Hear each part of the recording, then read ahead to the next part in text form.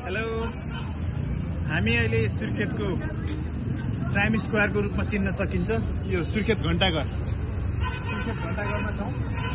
अहिले बेलुकाको 5:40 गएको छ। यो ठाउँ पहिला एकदमै धुलो मैलो हुने ठाउँ, अहिले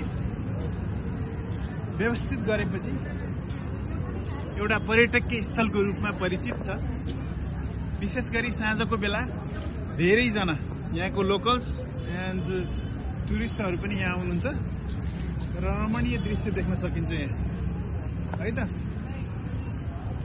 यहाँ बस्नलाई ठाउँहरू बनाइएको छ, फोटो खिच्नलाई क्यामेराम्यान पनि अभाइलेबल हुनुहुन्छ। बजारको बिचमा यतिको सार्वजनिक स्थल हाम्रो लागि एउटा राम्रो ठाउँ हो। ल आउनुहोस् है त, सुर्खेत आउँदा यो ठाउँमा भ्रमण गर्न नबिर्सनु होला।